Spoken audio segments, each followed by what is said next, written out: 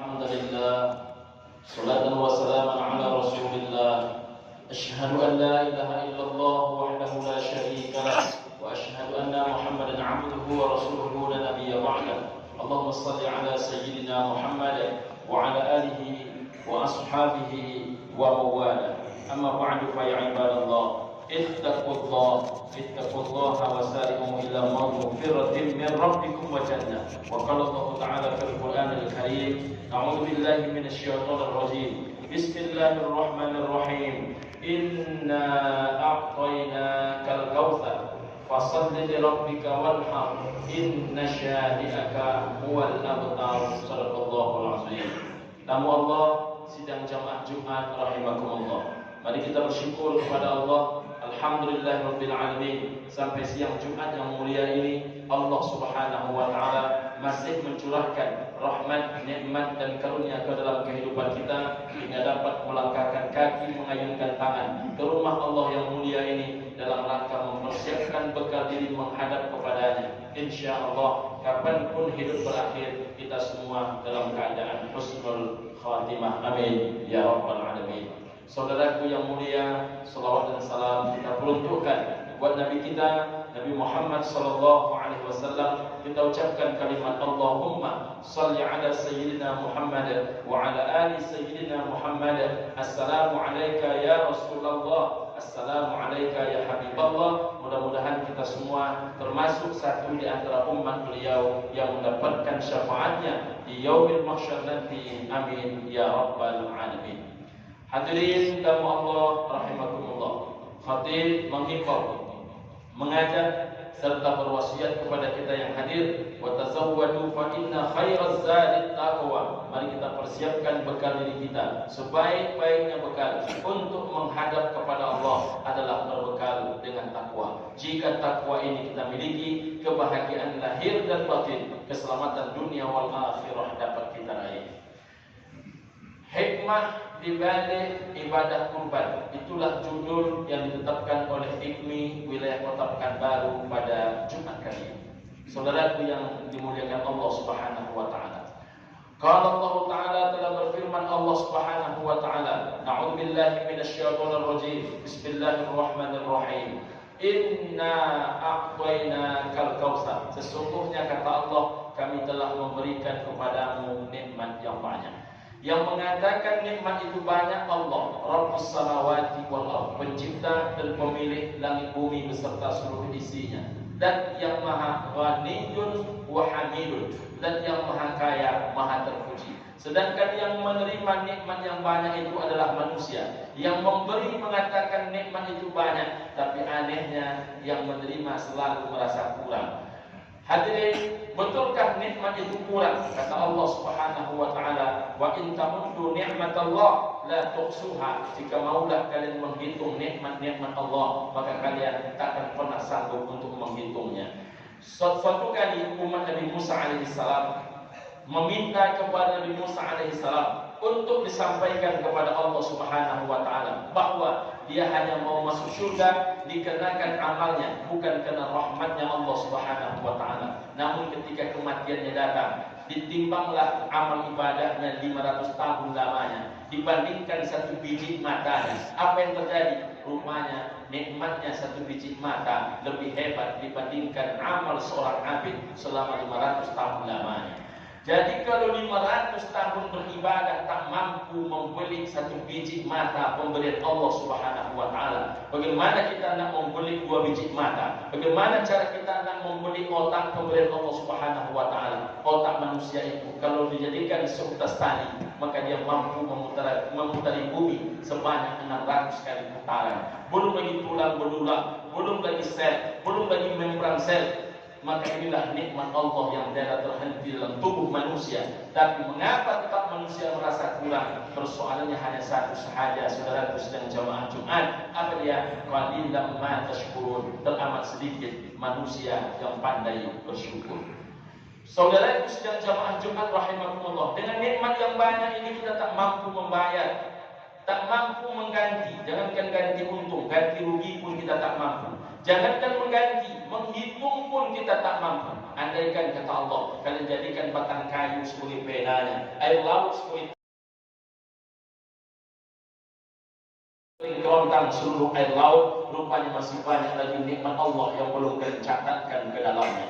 Kalau begitu banyaknya nikmat Allah, apa yang bisa kita lakukan? Hanya satu sahaja, yakni mensyukurinya. Itu pun diberikan rewardnya. La in syakartum la azidannakum wa la in kafartum in adzabi lasyadid. Kalau kamu pandai bersyukur, Allah tambahkan nikmat kepadamu. Kalau kamu kufur, azabku kata Allah sangatlah pedih.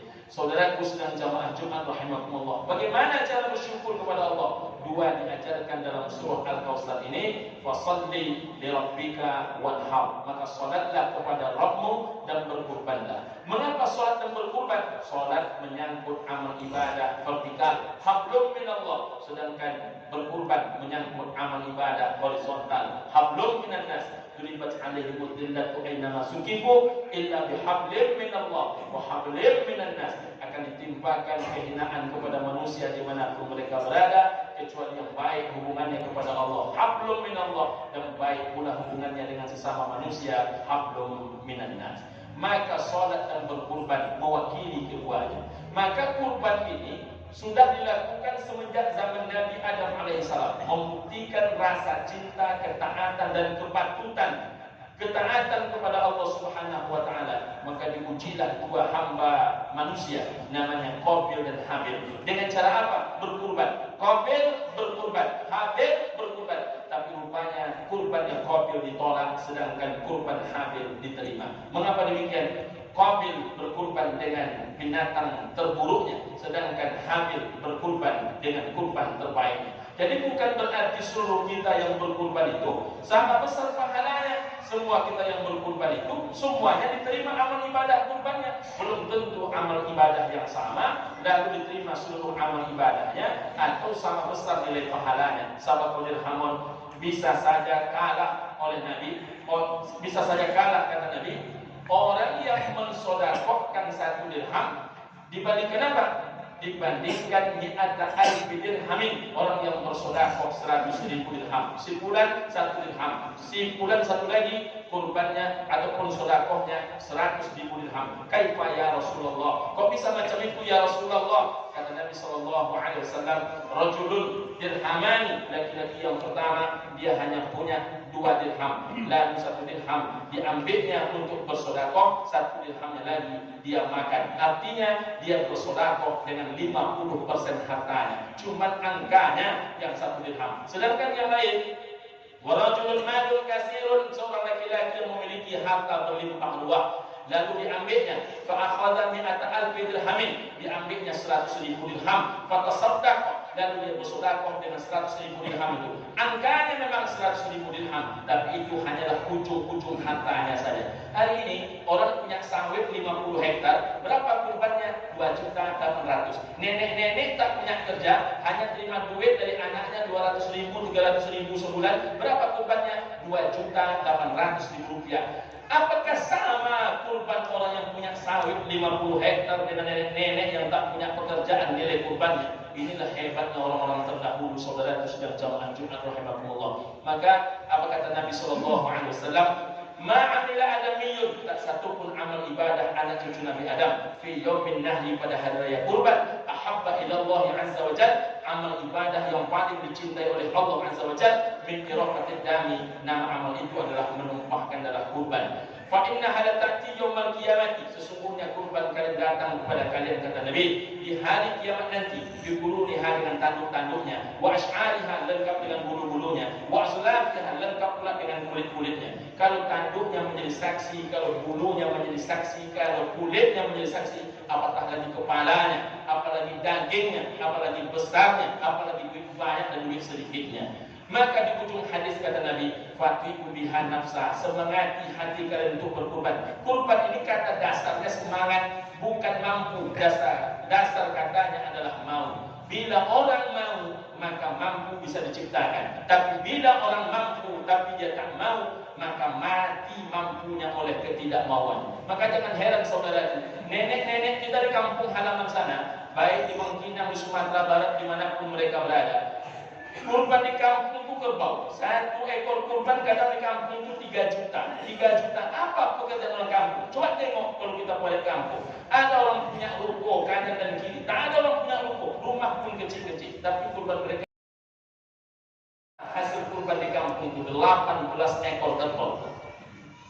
Kok bisa orang-orang di kampung itu berkurban 18 ekor? Apa pekerjaan mereka? Pekerjaan mereka itu menjual daun pisang, ditambahnya dengan daun tapak leman, ditambahnya dengan daun kunyit, ditambahnya dengan daun sirih, ditambahnya dengan daun serai, ditambahnya dengan ayam 3 ekor, ditambahnya pula dengan kelapa agak 3 buah. Di situ SPP anaknya, di situ uang makannya, di situ segala keperluan mengaji dan infaknya. Tapi di balik itu pun mampu dia berkurban sekali setahun 3 juta rupiah jumlahnya. Anehnya hari ini ada PNS di Pekanbaru tak berkurban, ada pengusaha di Pekanbaru tak berkurban, beli Avanza tak berkendala, berkurban yang berkendala, beli Fortuner angsuran kreditnya 10 juta sebulan tak ada masalah. Tapi anehnya berkurban dia berkendala. Memang kalau kalkulator dunia ini kencang, maka kalkulator akhirat menjadi mati.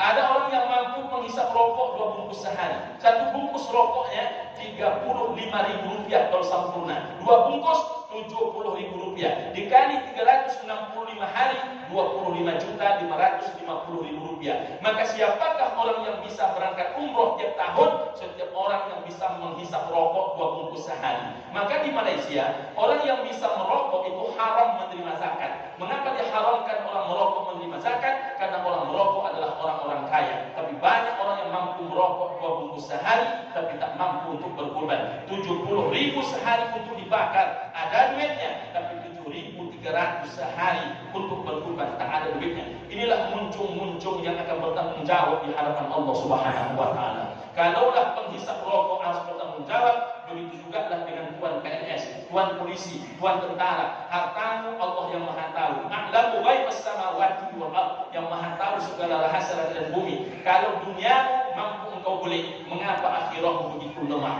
Mengapa hari ini kurban kita 6? Karena banyak kita yang berhitung dalam dunia ini. Kalau tak banyak yang berhitung atas dunia ini, tak banyak Nabi meminta apabila seorang laki-laki keluar dari rumahnya membawa seekor hewan kurbannya, maka itu adalah kurban dirinya dan kurban seisi rumahnya. Walaupun Nabi sendiri tak pernah berkurban 1, Nabi paling tidak berkurban kabsyaini amlahaini, 2 ekor kambing, dan paling banyak Nabi berkurban dengan 100 ekor onta. Karena menurut Profesor Wahbah Az-Zuhaili dalam kitab Al-Fiqhul Islami wa Adillatuh, yang dimaksudkan 1 kurban 1 rumah itu apabila dalam 1 rumah yang mencari nafkah adalah 1 orang. Tapi bila dalam 1 rumah yang mencari nafkah lebih daripada 1 orang, maka setiap orangnya sunnah ainiyah, diharuskan untuk perseorangannya melakukan ibadah kurban. Wallahu a'lam bishawab wal khata', fa'tabiru ya ulil absar la'allakum turhamun.